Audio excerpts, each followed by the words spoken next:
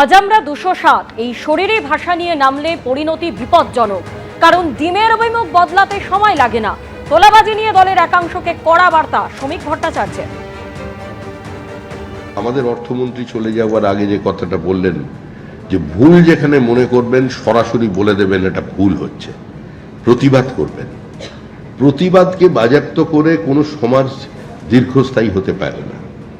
প্রতিবাদকে বাজেয়াপ্ত করে কোনো ব্যবস্থাকে দীর্ঘদিন টেনে নিয়ে যাওয়া যায় না। পৃথিবীতে সমস্ত একচেটিয়া একদলীয় একাধিপত্যের পতন হয়। আজকে আমরা 207 এই শরীরী ভাষা নিয়ে যদি আমাদের দলের কেউ নেমে পড়ে ময়দানে, তাহলে পরিণতি কিন্তু অত্যন্ত বিপজ্জনক হবে। যে অনাকাঙ্ক্ষিত ডিম থেরাপি শুরু হয়ে যাবে, সেই ডিম কিন্তু ঘুরে অন্যদিকেও পড়তে পারে। এটা প্রত্যেককে মনে রাখতে হবে, আমার দলকেও মনে রাখতে হবে।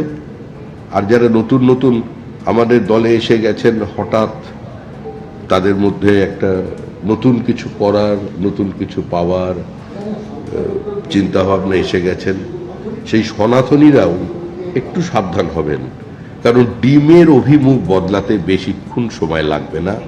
শ্রমিক ভট্টাচার্য, তার কথাগুলি নিশ্চিতভাবে শুনতে ভালো লাগছে এবং আমি আশা করব শ্রমিক ভট্টাচার্য যা বলেছেন আন্তরিকভাবেই বলেছেন।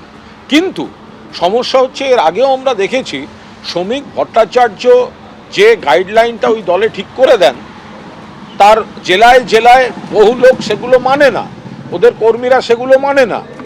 শ্রমিক ভট্টাচার্য একটা সময় বলেছিলেন যে তৃণমূল থেকে কাউকে নেবেন না, তারপরে দেখা গেল তৃণমূল থেকে নেওয়া হচ্ছে, তখন আবার ভালো তৃণমূল খারাপ তৃণমূল এসে গেল।